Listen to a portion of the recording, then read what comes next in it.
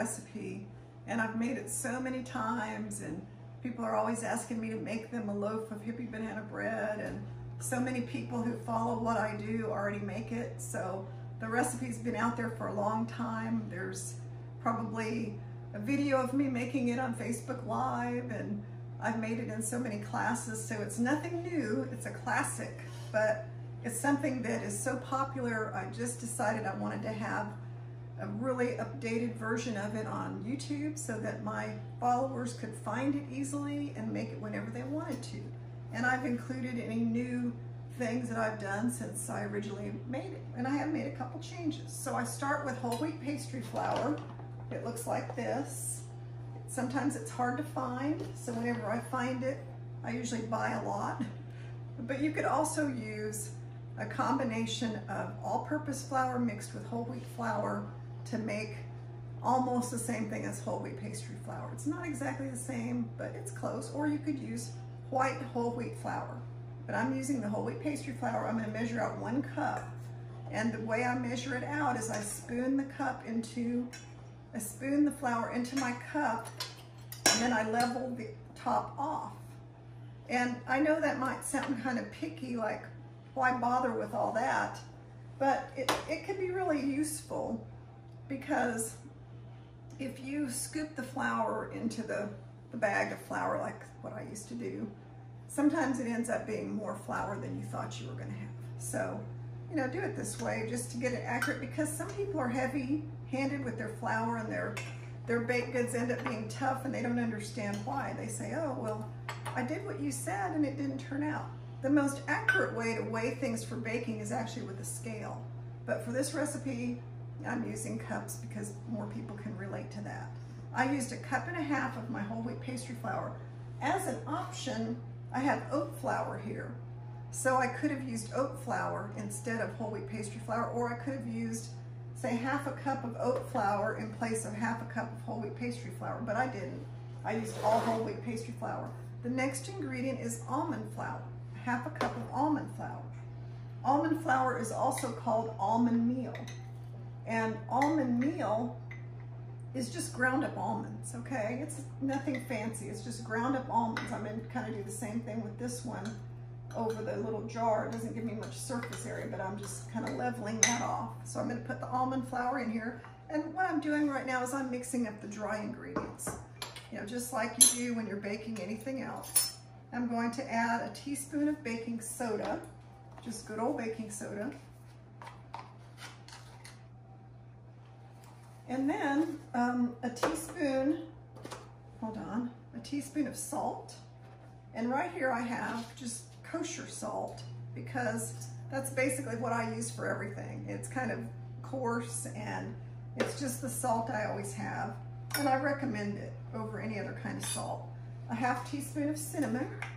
And I have some really nice ground cinnamon that I buy, but you can get any brand. Some people like Ceylon cinnamon, and there's all kinds of specialty cinnamons that people rave over. I put 1/2 teaspoon. I know I have people that tell me they use twice that much because they love cinnamon. So they use a lot more than I do. So, you know, use what you like. And then we're just gonna whisk the dry ingredients together. And try not to whisk them onto your cutting board or your surface and make a big mess like I just did. But the reason we whisk them is because that kind of sifts everything together. And that's what we want to do. We want to sift it together.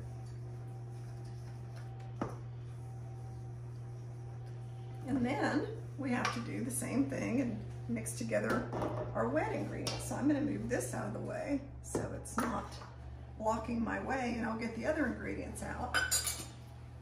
And this is really a simple recipe. There's nothing that complicated about making banana bread. I'm sure you all have made banana bread, because what happens is you get to a point and your bananas start doing this. They get kind of where they start getting brown and soft, which to me, these are perfect for banana bread.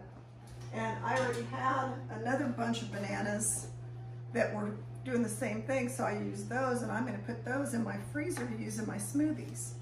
So I use soft bananas for a lot of things, but for this recipe, we're going to take our 3 ripe bananas, and you take 3 of them.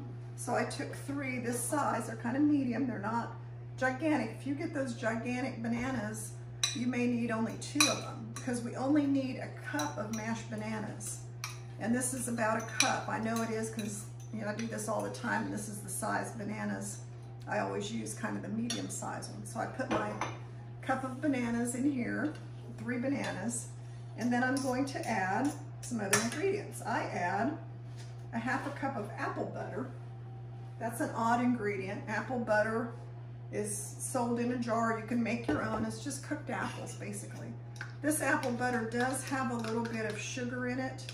So for those of you who follow absolutely don't eat anything with sugar in it, you might have to either use applesauce. Unsweetened applesauce works really fine, or make your own that doesn't involve any sugar. So that's the apple butter. And then we're going to use almond butter. I'm just using just a common brand of almond butter. This is from Whole Foods, 365 almond butter. Nothing special about it. It's easy to get. Just gonna get that in here. And this is a chunky kind because that's all I had. But you could use smooth works better probably. I just didn't have any smooth. So I've got the almond butter in here. And we're gonna put in 1/4 cup of maple syrup. So good old maple syrup. My 1/4 cup is right here.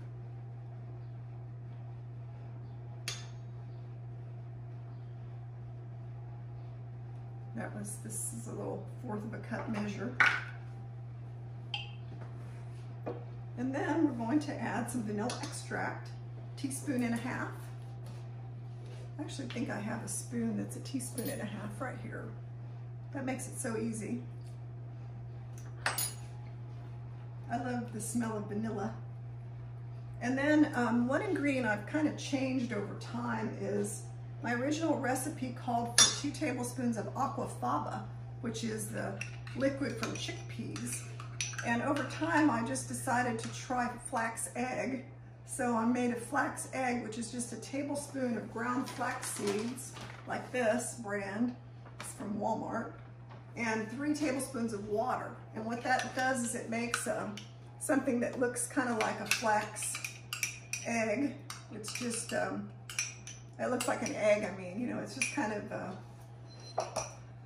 I hate to use the word slimy, but kind of, you know, kind of a thickener, I guess you could say, kind of like what you would get if you mix cornstarch and water or something. It's like a thickening agent. So I've got the bananas, the vanilla, the flax egg, the maple syrup. Oh, and I have, this is an optional ingredient, 1/2 cup of sugar, and I'm using pure cane sugar, and I am going to put sugar in this one because I'm bringing it to somebody. So if I were making this for myself, I'm trying to cut back on things that have sugar. So what I would do for me is I would use date sugar instead of cane sugar. So I would use this date sugar. It's just ground up dates. And I would probably just use 1/4 cup because the bananas are really sweet, and I've kind of gotten, my sweet tooth has evolved over time, and it's not as big of a sweet tooth as it used to be, so I can do with a lot less sugar. Put these back here. But like for people that are used to eating normal baked goods, like my husband who eats regular sweets, he wouldn't think my way of eating it was sweet enough. I could just hear him now. He would be, you know, saying something like, oh, you know, that needs more sugar. So now I'm going to combine both of these ingredients. I think in my recipe I tell you to add the flour mixture. Oh, okay, I'm doing it the opposite way. We're going to put the flour mixture into the wet ingredients.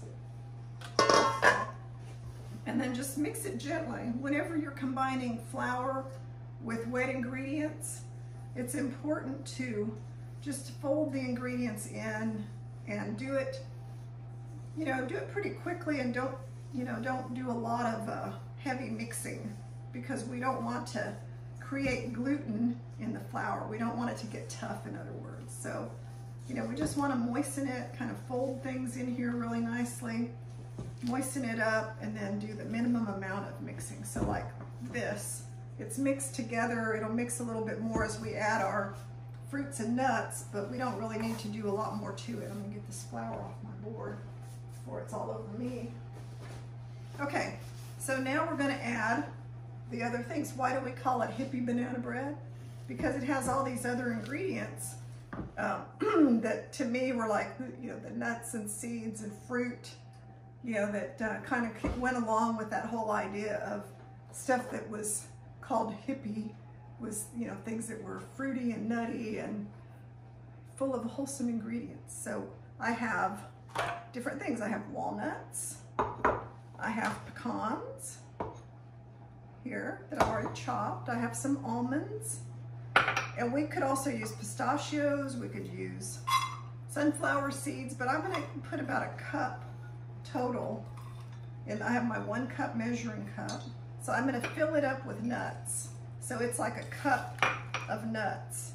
And I could also add sunflower seeds and pistachios, but I'm not going to this time because I have plenty of other nuts. So this is the amount of nuts, a whole cup of nuts I would add.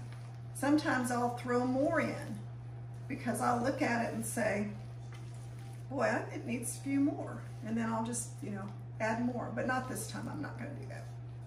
Then my fruit. So I have all these different dried fruits, and this is up to you. I usually just add a little bit of everything. Again, I fill up my cup with dried fruit. So I put a handful of raisins, some cranberries, I've got some dried cherries. I even have some dried apricots, not the kind that are dried with sulfates, so they're the healthy kind. They don't have any artificial ingredients. And some golden raisins are good. And so I've got my, you know, cup of dried fruit that I'm gonna throw in here. And that's a lot of fruit, but remember, this is a special Hippie banana bread because it's got lots of ingredients in it. So then I just mix that in there. Don't over mix it. And I have my loaf pan prepared. This is actually a non-stick USA loaf pan, just your standard 9x5, but I lined it with parchment paper just to show you how to do it. I put one long piece, I measure it and put a piece that goes to the side, and then I put another piece that goes down the middle so that it's covered and it's neat. So this is the way that you can get your parchment paper in your pan without it just being all crunched up. I know, you know, I've seen a lot of people and they just kind of crunch all their paper up in there and it's all in the corners and it's kind of a mess. And then I crease the sides. I make a fold on the sides of the parchment paper so that it stays down. And the reason I do that is because what has happened, if you don't do that, when you put it in the oven, the movement of the oven can make the paper fly up. So I found that this was a good way to keep the parchment paper from getting on top of your baked good, and that just worked well. So I'm gonna stuff all this in here. It's gonna be a very heavy, full loaf. Nothing skimpy about this. We'll get it all out of the bowl. And then the last thing that I usually do, and then kind of level it off. You know, it's kind of messy right now, but kind of level it off a little bit so it's not huge in the middle. So I usually just kind of get it to the sides. And then something I think looks really nice that I usually do to all my different kinds of quick breads is I put some kind of a little bit of the nuts that are used in the recipe on top. So in this case, I used walnuts. So I'll take some walnuts like this, put them over here so they don't fall over. And I'll just line the walnuts down the center. I'll just take the whole walnuts, no little bits and pieces, just the whole pieces. And I'll line them up down the middle. And that way, when you see the Hippie banana bread, you see the beautiful walnut halves on top, and there you go. Then I'll just put it in the oven at 350. And this banana bread is probably going to take, I think it's probably going to take an hour. So I'm going to set my timer for an hour. 60 minutes. And I'll check it. When a toothpick comes out clean, it will be ready. And then we'll go from there. So thanks for watching. And I hope you decide to make Hippie banana bread. And if you do, post a picture of it. Be sure and tag me. If you like my video, subscribe to my channel, Julia Dunaway, and watch some of my other videos. Mostly they're very healthy, whole food, plant-based. So thanks again.